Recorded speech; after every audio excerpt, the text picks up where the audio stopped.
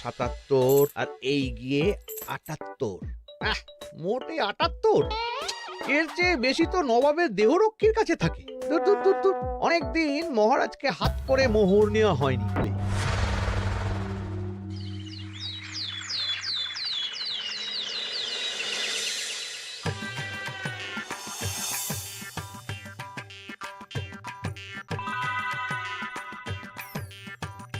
কই গো, কিছু কি ঠিক করলে?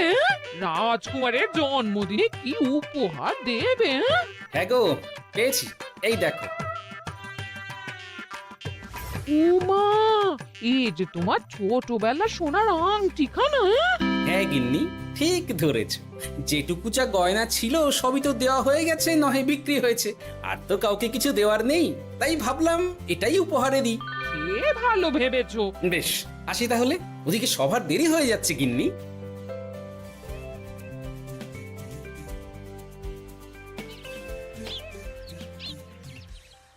আচ্ছা শোনো, একটা কথা বলতে ভুলে গেছিলাম, আজ একটু তাড়াতাড়ি বাড়ি এসো। শাড়িওয়ালাকে আসতে বলেছি দুপুরে। আবার শাড়িওয়ালা কেন? আরে তুমি ভুলে গেলে, সামনে আমার বোনদির বিয়ে, তার জন্য নতুন শাড়ি লাগবে না গো? একমাত্র বড় মাসির মেয়ে বলে কথা।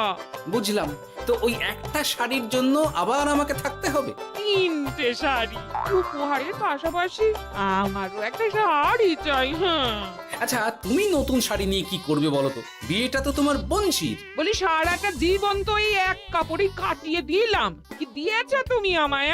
কেন, এই নিজেকে? আমার মতো স্বামী আর কোথাও পাবে? ও সব মন ভোলানো কথায় আর চিড়ে ভিজবে না, তাড়াতাড়ি আসবে বলে দিলাম। হ্যাঁ অগত্যা।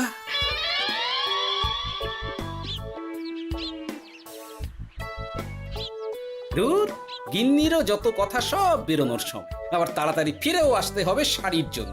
দেখি মহারাজকে বলি অগ্রিম বেতনের জন্য, না হলে তো শাড়ি কেনা যাবে না।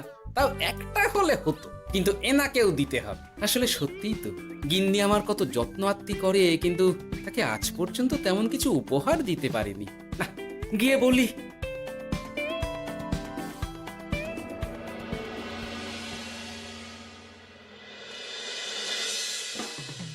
রাজকুমারের জন্মদিন উপলক্ষে যে আপনারা এত উপহার এনেছেন তার জন্য অনেক ধন্যবাদ। আপনাদের সকলের আশীর্বাদ ও ভালোবাসা আমি রাজকুমারের কাছে পৌঁছে দেব। এ আর এমন কি মহারাজ, জানেনই তো রাজকুমার আমাদের সকলের কাছে কত প্রিয়। ঠিক ঠিক। কিন্তু আমি অবাক হচ্ছি, আপনার প্রিয় গোপাল জন্মদিন ভুলে গেছে দেখে। এখনো পর্যন্ত তার কোনো পাত্তাই নেই। হ্যাঁ তাই তো, গোপাল আসেনি কেন? এসে গেছি মহারাজ। তা বলি, এসে তো উদ্ধার করে দিয়েছো। আজ রাজকুমারের জন্মদিন, সে কথা কি মাথায় আছে? ক্ষমা করবেন মহারাজ, আসলে ওই রাজকুমারের উপহার আর গিন্নির আবদার এসবের জন্যই আমার দেরি হয়ে গেল আর কি। এই নিন রানীমা, আমার তরফ থেকে রাজকুমারের জন্য ছোট্ট উপহার। অনেক অনেক ধন্যবাদ গোপাল। তবে মহারাজ, আমারও একটা অনুরোধ ছিল। কি? আমাকে যদি অগ্রিম বেতন হিসাবে কিছু মোহর দেন, তাই নিয়ে আমাকে একটু তাড়াতাড়ি বাড়ি ফিরতে হবে। উনি বলবেন আর ওনাকে দিতে হবে, মামা বাড়ির আবদার। যেটা জানেন না তার মাঝে এত কথা বলেন কেন? হ্যাঁ, আসলে মহারাজ, আমার গিন্নির বোনের মেয়ের বিয়ে সামনে, তাই গিন্নি আবদার করেছে ওই নতুন শাড়ি কেনার জন্য। জানেনই তো বিয়ে বাড়ির কত খরচা, তাই। এ তো খুব ভালো কথা, কিন্তু অগ্রিম বেতন কেন? এমন একটা ভালো খবর দিলে আমার তরফ থেকে তোমার জন্য কিছু মোহর উপহার। এই নাও। ধন্য মা আপনি, আপনার মতো মা থাকতে সত্যি ছেলের কোনো চিন্তা থাকে না রানীমা। ইস, বেটা আবার সুযোগ বুঝে মোহর পেল। কেন যে আমার এমন হয় না। এবার তাহলে আসি মহারাজ, গিন্নি ওদিকে অপেক্ষা করছে। হ্যাঁ হ্যাঁ, যাও যাও, আজ তাহলে সভা এখানেই শেষ করলাম। মহারাজ, আপনার সাথে আমার একান্তে কিছু কথা আছে, আমি অন্দরমহলে গেলাম। রানীমার আবার হঠাৎ কি হলো, ব্যাপারটা দেখতে হচ্ছে।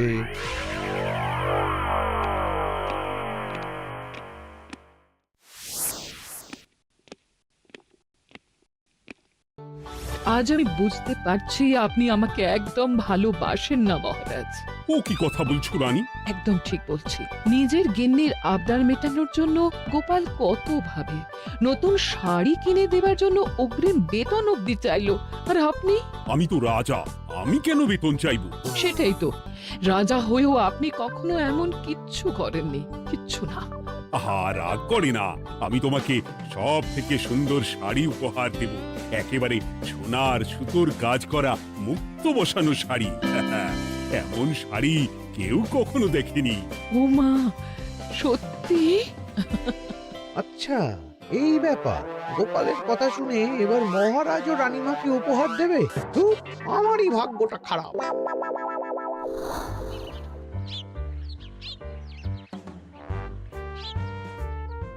হাজার চেষ্টা করেও গোপালকে আটকানো যায় না। দূর দূর দূর, আমি যা চেয়েছিলাম তা ওই গোপাল পেয়ে গেল। ও কি গো, তুমি কার সাথে কথা বলছো? দুর্ভাগ্যর সাথে।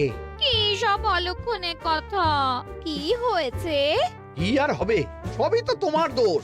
আমার দোষ? হ্যাঁ, তুমি আমার কাছে বায়না করো না কেন কিছু? তুমি বায়না করনি বলেই আজ আমি রানীমার কাছ থেকে মোহর পেলাম না, কিন্তু গোপাল পেয়ে গেল। এবার বুঝলাম। ঠিক আছে, এখন তাহলে বায়না করছি, তুমি কাল গিয়ে সেটা রানীমাকে জানাবে, ঠিক আছে? হ্যাঁ, করো করো করো, বায়না করো, বায়না করো। কি চাই, কি চাই, কি চাই? পেয়েছি।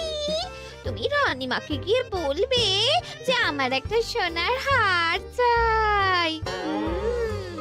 এই না হলে আমার বউ। দারুণ চাল চেলেছো।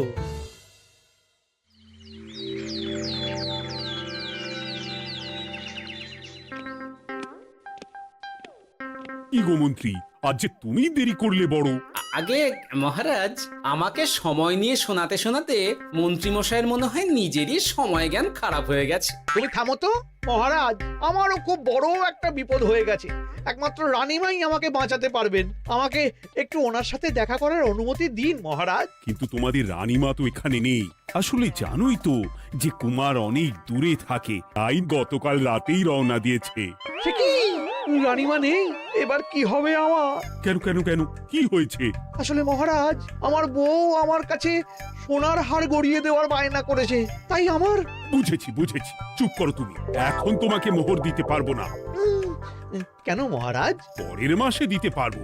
আসলে তোমাদের রানীমাকে সোনার সুতো দিয়ে কাজ করা এক শাড়ি উপহার করেছি সদ্য, যার জন্য অনেক খরচ হয়ে গেছে। তাহলে আমার সোনার হার পরের মাসে গড়িয়ে দিও। এটা তো ঠিক না। গোপাল আপনার প্রিয় বলে যখন যা চায় তখনই সাথে সাথেই পেয়ে যায়, আর আমার বেলায় এমন। এমন কোনো ব্যাপার নয় মন্ত্রী। মহারাজ, আপনি বরং আমাকে দেওয়া মোহরগুলো আমার অগ্রিম বেতন হিসেবে ধরুন, না হলে মন্ত্রীমশাই এমন অভিযোগ বারবার করবেন। আহা গোপাল, তোমাকে তো স্বয়ং রানীমা উপহার দিয়েছেন, এসব কিছু করতে হবে না। যেমন আছে তেমনই থাক। ঠিক আছে, আমিও দেখে নেব পরে। কি দেখে নেবে মন্ত্রী? না না, ও কিছু না মহারাজ, পরেই দেখে হার গড়ানোর কথা বলছি। না, মন্ত্রীর হাবভাব মোটেই ঠিক ভালো লাগছে না। বেটা মনে মনে নিশ্চয়ই কোনো ফন্দি আসছে আমার বিরুদ্ধে। কিছু একটা করতেই হবে। গোপালের ওই মোহর উপহার পাওয়াটা আমি কিছুতেই মেনে নিতে পারছি না। একটু মাথা খাটাই, একটু মাথা খাটাই। উপায় পেয়েছি। আমাকে এখনই নবাবের কাছে গিয়ে মহারাজের নামে বলতে হবে।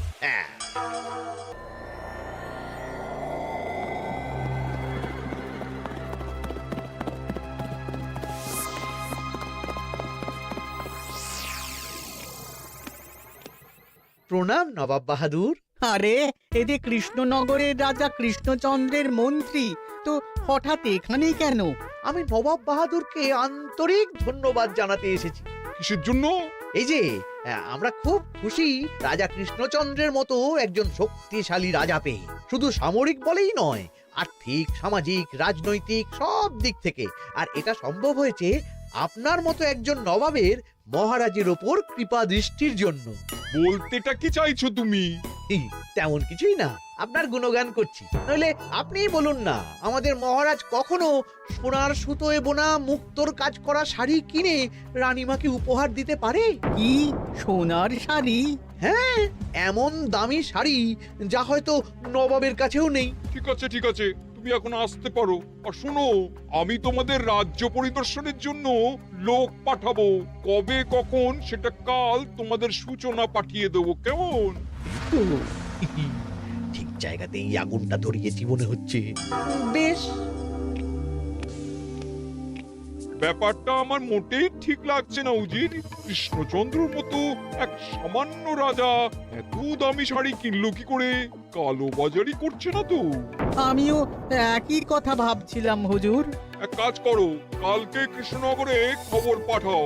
2 দিন পর রাজকার্য পরিদর্শনের জন্য তুমি সেখানে যাবে। সব খতিয়ে দেখবে, আর কিছু বেগতিক বা গরমিল দেখলে সেটা বাজেয়াপ্ত করে নেবে, কেমন? আজ্ঞে হুজুর।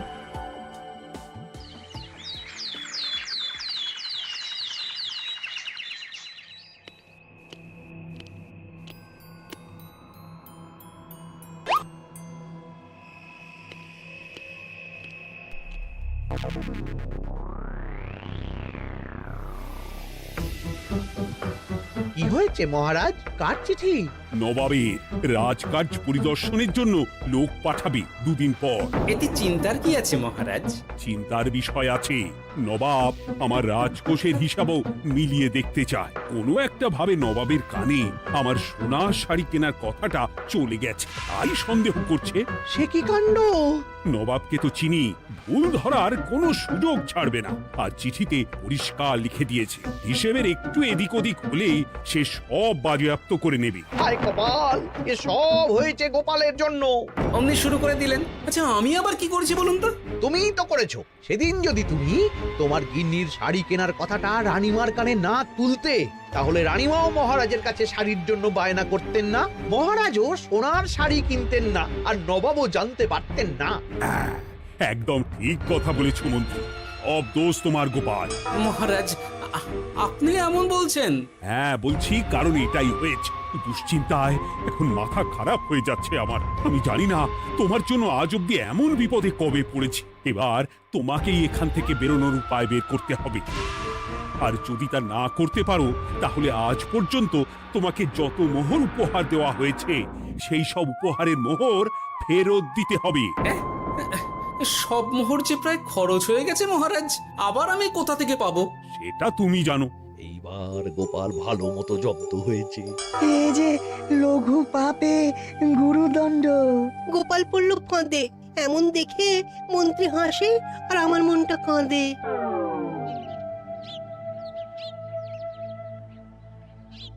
এখানে বসে কি করছো গো গিন্নি? এসে পড়েছো? ও মা, তোমার মুখটা এমন শুকনো দেখাচ্ছে কেন? আর বলো না, এই হিসেবের ঠেলায় সবকিছু বেহিসাবি হয়ে যাচ্ছে একেবারে। আচ্ছা, তুমি কি করছিলে ওই রসিদগুলো নিয়ে? দেখে হিসেব করছিলাম এই মাসে অনেক খরচ হয়েছে কিনা, সেই বুঝে পরের দিনগুলো চালাতে হবে গো। কি বলে? রসিদ দেখে হিসেব কষা? রি, এটা তোমার মাথাতেই আসেনি। ধন্যবাদ গিন্নি, আরো একবার তোমার জন্য এই যাত্রায় আমি বেঁচে যাব মনে হচ্ছে। বেঁচে যাবে কেন?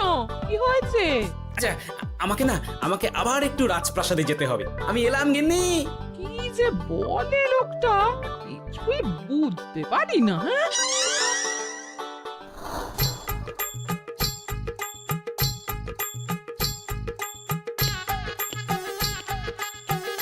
আসতে পারি মহারাজ?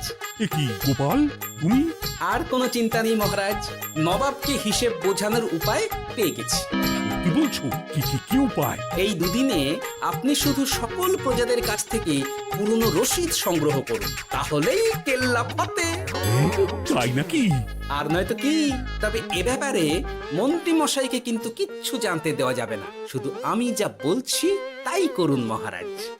সে তো বুঝলাম, কিন্তু প্রজাদের থেকে পুরনো রসিদ সংগ্রহের কথা ঘোষণা করলেই মন্ত্রী এমনি জানতে পেরে যাবে। চিন্তা করবেন না মহারাজ, আমার কাছে এটারও উপায় আছে। আপনি শুধু খেয়াল রাখবেন যাতে এই কথা 5 কান না হয়। বাকিটা ভরসা রাখুন, কৃষ্ণনগরের একটা ঘাসও নবাব বাজেয়াপ্ত করতে পারবে না।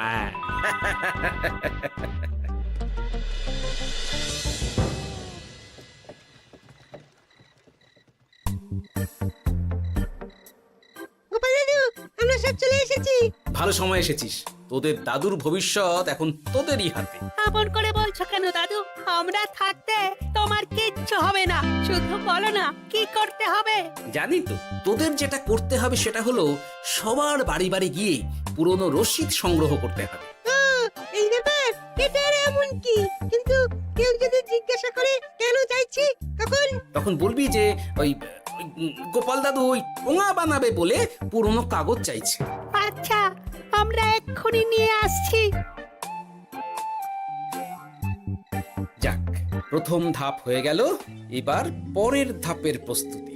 যাই, একবার বরং বিজ্ঞানীর কাছ থেকে ঘুরে আসি। বিজ্ঞানী, ও বিজ্ঞানী, বাড়ি আছো? আরে গোপাল যে, এসো এসো ভেতরে এসো। বলো, তোমাকে কিভাবে সাহায্য করতে পারি? তোমার কাছে কালি মোছা যায় এমন কোনো কিছু আছে? কালি মোছার জিনিস? হ্যাঁ, একটা তরল রাসায়নিক পদার্থ আছে যেটা সব ধরনের কালি তুলে ফেলে। দাঁড়াও দিচ্ছি। অনেক ধন্যবাদ বিজ্ঞানী।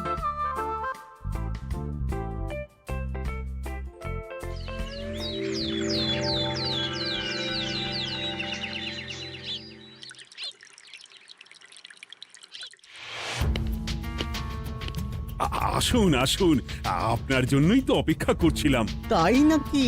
এতটা পথ উনি এসেছেন, আগে ওনার জন্য শরবত ও মিষ্টির ব্যবস্থা করি। এই যে মহারাজ, আমি জল মিষ্টির ব্যবস্থা করে এনেছি, এটাও সাথে নিন। এটা কি? কেন, হিসেব ভোলা ময়রা পাঠিয়েছে এই মিষ্টি ও শরবতের দাম। এর মধ্যে এই কাজের সাথে যুক্ত ভোলা ময়রা আর তার পরিচারকের পারিশ্রমিকও যুক্ত আছে। হ্যাঁ, আসলে আমাদের মহারাজ তো প্রতিদিনের খরচ খুব হিসেব করে চলেন, তাই। ও, আমি একটু বসবো? নিশ্চয়ই, ওই তো ওদিকে বসার জায়গা। আপনি কি হাওয়া খাবেন উজির সাহেব? তাহলে রশিদে ওটাও যুক্ত করব। মশকরা হচ্ছে? আহা, রেগে যাচ্ছেন কেন?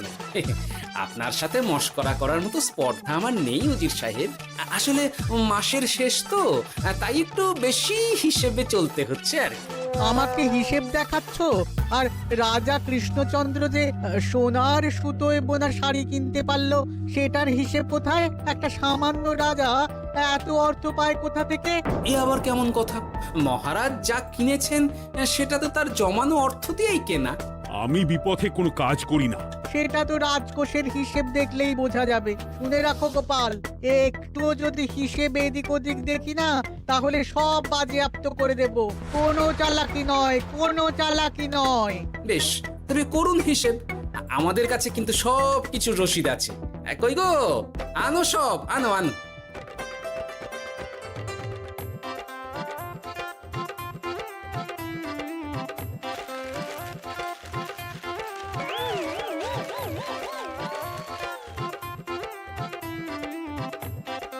হ্যাঁ, এত রসিদ? আপনি বরং নিশ্চিন্তে হিসেব কষে নিন, আমরা আসি।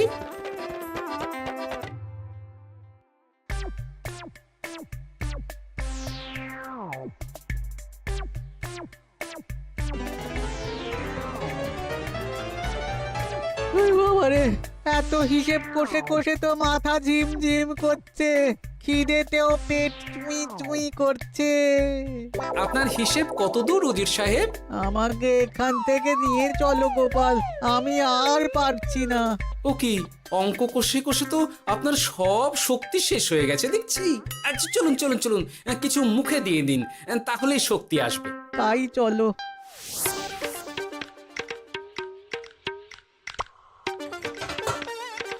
নিন, এটা হলো দুপুরের খাবার, আনাজ মশলা, এমনকি রান্নার ঠাকুরেরও পারিশ্রমিকের হিসেব।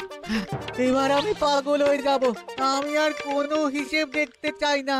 সব সময় কি আর হিসেব নিয়ে চলা যায় নাকি? কি আর করা যাবে বলুন? হিসেবে না চললে আপনি তো মহারাজের উপার্জনের উপর সন্দেহ করবেন, আর বেশি খরচ হলেই সম্পত্তি বাজেয়াপ্ত করবেন। তাই বলে সব কিছুতেই হিসেব? কোনো একদিকে বেশি খরচ হলে বাকি দিকগুলো এভাবেই কম করে চলতে হয়। কি ঠিক বলিনি? আমি আমার ভুল বুঝতে পেরেছি গোপাল, এবার আমাকে রেহাই দাও। আসলে তোমাদের মন্ত্রী নবাবের কাছে গিয়ে তোমাদের রাজা নামে উস্কেছে। মন্ত্রী? এই রে, খেয়েছে, এবার পালাতে হবে দেখছি। ঠিক জানতাম মোহরের জন্যই এত কিছু। তাই তো নবাব এমন করেছেন। বেশ, এবার আমি ফিরে গিয়ে নবাবকে সব জানিয়ে দিচ্ছি। সত্যি গোপাল, তোমার তুলনা হয় না। আর মন্ত্রী, আগে মহারাজ, তুমি যা করেছো তার কোনো ক্ষমা নেই। তোমার জন্যই আমার এত হয়রানি হয়েছে। ভুল হয়ে গেছে, আমাকে ক্ষমা করে দিন মহারাজ। গোপালের ওপরে হিংসে করে এমন করেছি, আর হবে না। একটা সুযোগ দিন মহারাজ। হ্যাঁ মহারাজ, সুযোগ দিয়েই দিন। বেশ, তবে তোমার শাস্তি হলো রানীমাকে আমি যে সোনা শাড়ি কিনে দিয়েছি সেটার পুরো দাম তোমাকে আমায় দিতে হবে। হ্যাঁ?